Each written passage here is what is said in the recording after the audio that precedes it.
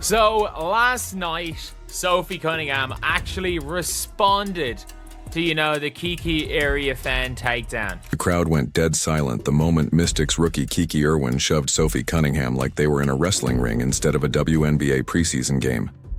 For a second, the whole gym froze. But only briefly. Sophie isn't the kind to let disrespect slide. She sprang up like a spark, marched straight toward Kiki and fired back with a comeback so intense the commentators probably scrambled to bleep it. Before the dust could settle, Dawana Bonner and Lexi Hull stormed in, ready to defend their teammate. As charged as the court felt then, it was Sophie's response later that really set social media on fire. A comeback so savage it felt like the last word. Aired up in the comments. Let's break it down. But let's rewind for a second and look at how the drama actually... Man, I'm looking forward to when is the first game? May the 29th. Or May the 28th. I am looking forward to that. But Sophie Cunningham responded right here with an Instagram story about it. And these two teams do not like each other. They do not like each other. The Mystics have a track record now. Last season, they made it their mission to get physical with Caitlin Clark. Cheap elbows, late shoves, the works. They've been circling the Fever like vultures. But now, with Sophie stepping up like a one-woman SWAT team, everything's changed. She's made it crystal clear. If you want to play dirty, bring it to me, not our rookie. That's what veterans do. They shield the next generation. Sophie isn't just a scorer. She's the Fever's enforcer, therapist, and hype squad, all in one. She's seen every dirty trick and knows exactly how to neutralize them. That's why Coach Stephanie White couldn't stop praising her post-game, not just for the stats, but for her leadership when the game was close to chaos. Sophie's a masterclass in staying fierce without losing control. Shift the spotlight off Caitlin Clark, and let the Mystics exhaust themselves trying to stop her instead. Don't watch the rookie. What are we doing? Right there, you can see Sophie telling her after that flagrant, you don't mother effing do that. You don't mother effing do that. You heard that right. A rookie straight up threw a veteran to the ground like she was auditioning for the NFL, not suiting up for the WNBA, and not just any vet. Sophie freaking Cunningham, a battle-tested pro known for taking zero nonsense. Kiki Irwin, fresh out of college and new to the league, apparently thought preseason was the time to showcase some WWE vibes. This wasn't about defense or tactics. It was loud, reckless, and dripping with disrespect. It screamed, "Look at me," and Sophie responded with a cold, "Careful what you ask for." Want to know how Sophie clapped back? If you're Team Sophie and riding with the Fever, drop a fire. And that's Kiki Irwin, and I got to tell you, here we go with the smiling like you've done. I don't get it. This is the worst part of the WNBA. It is. A ton of reaction. The smiles afterward, let's get negative. Sophie didn't flinch. She stood her ground and faced Kiki like she was defending more than just a single play. It felt like she was speaking for every veteran in the league. "You don't bleeping do that," she snapped. And her words echoed what every seasoned pro watching from home must have been thinking. This wasn't just about a heated moment, it was about self-respect. You don't knock down a vet like that unless you're ready to be seen as a league-wide target.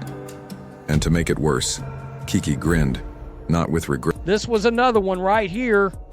This was Brittany Sykes, and Dawana Bonner got involved in this one. She did. That's when backup arrived. Dawana Bonner didn't hesitate. She stormed toward Brittany Sykes without blinking, making it crystal clear the Mystics had crossed a line. This wasn't just a scuffle anymore. It was personal. The moment Sykes laid hands on Sophie again, it triggered an all-out alert for Indiana. Every Fever player seemed to snap into action like a unit. That's what loyalty looks like. You mess with one, you answer to all. And all I will say as well is it's going to be a fun couple of games. The Fever, when is the first time they play the Mystics? This is what you want to see. You want to see hype. Then came the cavalry. DeWanna Bonner wasted no time stepping in, charging straight at Brittany Sykes to send a message to the Mystics. This wouldn't go unanswered. It felt like an alarm had gone off across the team. One of their own had been attacked. And now, it was all hands on deck. That's what real teams do. Mess with one Fever player and you answer to the entire squad. It's going to lead to a heated rivalry game. It's going to be leading to that on the 28th of May. We are still in the month of May. We get to watch these two teams go at it again. And I stand by this. This was absolutely not. This is not going to be the first time or the last time Sophie Cunningham is going to get into some sort of a brawl next season. Watch the replay and it's crystal clear. This wasn't even remotely a basketball move. Kiki Irwin didn't box Sophie out under the basket. She grabbed her and slammed her to the floor. Simple as that. A play with zero basketball purpose, sending one loud message. I want my headline. And sure enough, she got one, but not the kind she was hoping for. Yeah, this was the response. I'm just a girl, but I only play WWE with my sister, so chill. And obviously while posting a clip of that. Just as expected, social media lit up like Times Square at rush hour. Fans weren't having it. From casual viewers to die-hard WNBA supporters, everyone called out the Mystics for bringing street fight energy into a league. Known for skill, precision, and respect. The message was unanimous. That wasn't strength, it was a cheap shot. And even though Coach Stephanie White tried to stay composed during the post-game presser, Sophie's expression said it all. Yeah, kind of random thrown to the ground. Maybe I need to hit the weight room. That was not a good look. But she had my back, and I think that's what it's all about, right? I think that we have a huge target on our backs, and I don't think that's a secret. And so making sure that our locker room's like this, and that will naturally flow onto the court, and I think you guys saw that today. But here's where things went legendary. Sophie didn't feed into the drama or demand a league investigation. Instead, she did something even more powerful. She went on Instagram with the most casually savage response of the year. No long caption, no emotion, just one blunt line. I'm just a girl and I only play WWE with my sister. Effortless, iconic, the real message. You're not the villain, you're just the warm-up act. Strikes and calm under pressure. So no, Kiki didn't just pick a fight. She picked one with a martial artist in sneakers. Brett, but with the smugness of someone who thinks chaos earns respect. Spoiler, it doesn't. She earned a black belt in Taekwondo at 6 years old. You can earn a black belt at 6 years old? I mean, fair enough. Fair enough, but yeah, Sophie Cunningham is... I would say Sophie Cunningham's not someone you'll mess with. Everyone messes with Sophie Cunningham. That's how you shut someone down without breaking a sweat. Sophie used humor like a precision weapon while Kiki tried to flex. Sophie reminded everyone watching who the true pros are. Her comment didn't just end the story, it buried it beneath layers of cool composure. She didn't rage or retaliate. She smirked, backed by the quiet confidence of someone who knows their worth. Oh, and in case you forgot, Sophie earned her black belt in Taekwondo when she was just 6 years old. That's right. While most kids were learning to tie their shoes, she was mastering controlled... The amount of times, like, there are like 5-minute long compilations of Sophie Cunningham starting fights. Like, do we not remember what Sophie Cunningham did last year to Indiana? They literally, I'm not joking when I say this, she walked into an Indiana huddle, threw a blind elbow and then walked out and got away with it. By the way, Sophie's chill caption made her response 10 times more ruthless. It wasn't just a flex, it was a silent warning. She was basically saying, I could have handled this differently, but you're not even worth the energy. And honestly, that's far more intimidating than any physical shove. Cunningham's post transformed a chaotic moment into a lesson in composure. She stayed cool while making Kiki look exactly like what she was, a rookie desperate to go viral. It wasn't competitive hustle, it was aggressive and personal. What started as a single moment now felt like a Targeted effort by Washington's squad to single Sophie out. If Sophie Cunningham just ends up being the villain of the Fever, I think she's the damn villain for the entire WNBA, the old WNBA fan base with some of the stuff they've said about her. I think she's probably thinking, you know what, let's get the heat off our number 22. When these other teams last year, when they were trying to punk Caitlin, you know what, let's piss off these players enough that instead of them trying to go off Caitlin, get her off her game, they go for me. And that's one of the things with Sophie Cunningham, with those type of players, that people don't realize just how important that they are, and just how big they can be for a team. Sophie's message nailed it. Witty, sharp, and completely neutralizing whatever heat Kiki thought she'd created. The best part? It earned respect across the board. Fans praised her poise, players nodded in solidarity, and inside the Fever locker room, the team rallied around her more than ever. In a league fueled by storylines, this one's officially locked in. The next Fever versus Mystics matchup? Mark it down. This isn't just a rivalry now. It's personal. And Sophie Cunningham just showed she's not only ready for it, she's already winning. The rivalry fueled her team and put the entire league on notice with a 21-point message. And you can see again in the response, like, she's posting the video. If she didn't want to smoke, she would not be posting anything. She would have just ignored it. And you better believe when these two teams play on the 28th of May, it's going to be heated and it's going to be an awful, awful lot of fun. The real flex in all of this wasn't who shoved whom or who shouted the loudest. It was how Sophie Cunningham handled the aftermath.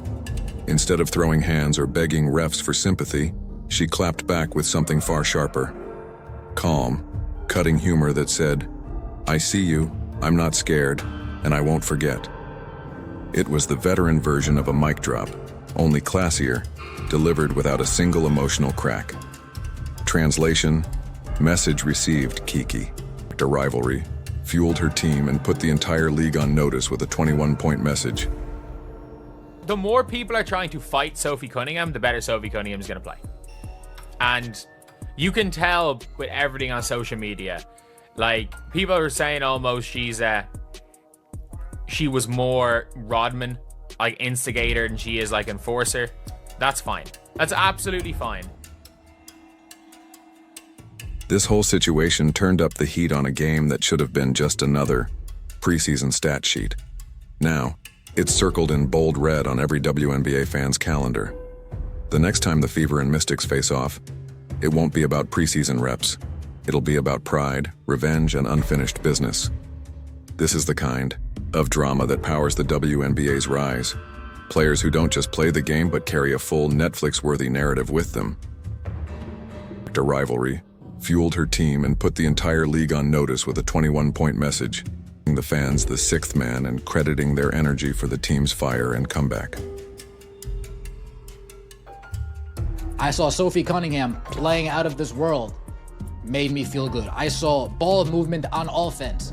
Made me feel good. I saw no volleyball passes on. Made me feel good. I saw fight from everybody that was on the court at once. There was no 4 versus 5 when it came to fight, heart on the. We weren't lacking that today. We weren't lacking heart at all. And in case people thought this team might be lacking some heart, you got one thing coming to you. You think you're gonna be pushing around Sophie Cunningham like that? Don't worry. Sophie, I got this.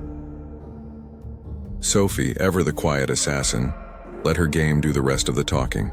After the shove, she casually lit up the Mystics for 21 points, shot 6 of 11 from the field, grabbed 8 boards, and dished 2 assists. This wasn't just a stat line, it was a strategic statement. While the internet argued over who sparked the fire, Sophie was putting on a clinic. This wasn't just basketball, it was chess. Her move? Shift the spotlight off Caitlin Clark and let the Mystics exhaust themselves trying to stop her instead. Don't watch the rookie, watch me. Sophie's a masterclass in staying fierce without losing control. Oh my God, Sophie's a dog. She just is, she's a competitor. She's versatile, so she allows us to do different things. Like, she plays with such a toughness. She's huge, and she's going to be for us all season long. But what she brings from an energy standpoint, she raises the level of play of everybody around her as soon as she steps foot on the floor. Hell, even on the sideline. I mean, her communication, everything. She's definitely an X factor. Let's be real. The Mystics have a track record now. Last season, they made it their mission to get physical with Caitlin Clark. Cheap elbows, late shoves, the works. They've been circling the Fever like vultures. But now, with Sophie stepping up like a one-woman SWAT team, everything's changed. She's made it crystal clear. If you want to play dirty, bring it to me, not our rookie. That's what veterans do. They shield the next generation. Sophie isn't just a scorer. She's the Fever's enforcer, therapist, and hype squad, all in one. She's seen every dirty trick and knows exactly how to neutralize them. That's why Coach Stephanie White couldn't stop praising her post-game. Not just for the stats, but for her leadership when the game was close to chaos. You had like Caitlin take over a huddle, Austin took over a late. So many of you guys would pull each other aside. Why do you feel like you guys are so in tune with one another already? It's what it's about, right? I think when you really do have really, really good people and you guys all have a common goal that you're trying to get to, that no one takes offense to anything, right? I think a couple of those huddles like, hey, Sophie, you got to get better on defense there. And I was like, yeah, dude, you're right. And so it's constantly communicating and it's not being defensive. Everyone's just trying to help. And I think you have a really good group of people. You have a great group of coaches. And again, I just think it's a great combo that if you're willing to have a growth mindset, good things are going to happen here in Indiana. Remember that rocky first quarter? The Fever were down 24-13 and nothing was clicking. Defense looked sluggish. Offense felt off.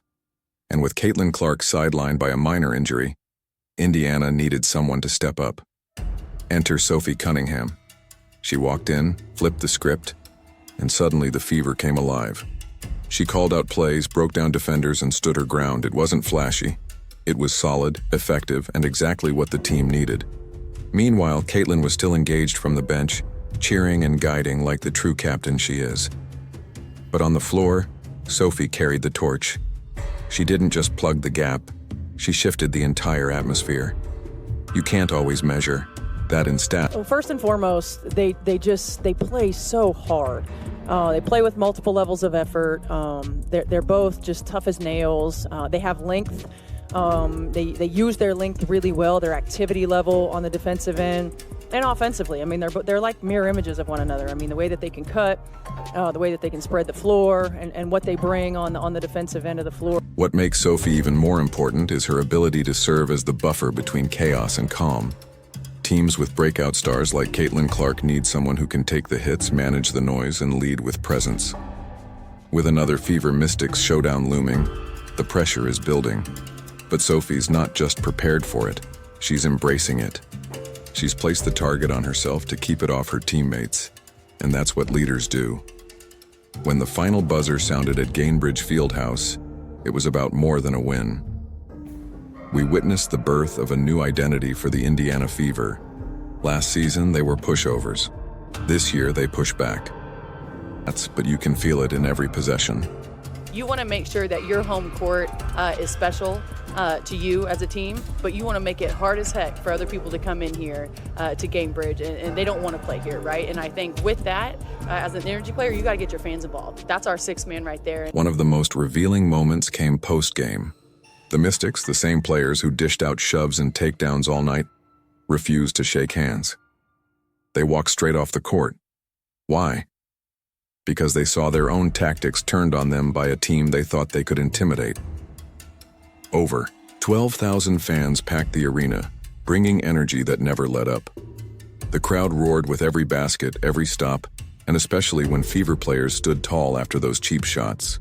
Sophie Cunningham took notice, calling, This isn't the soft Fever team that you can push around last year. That's, let's just push them around and bully them because nobody on that team has any to step up to us. Don't worry, we took the offseason seriously. While you guys were playing dilly-daddle over there in Miami, we were taking the offseason serious. The Fever's veterans have completely shifted the team's culture. Sophie Cunningham and Dewana Bonner aren't just bringing scoring and boards, they're bringing grit and an edge that's contagious. This isn't the same Indiana squad teams used to bully around last year. Now they're tough, united and fearless when things get heated. They just watched a team flip the script.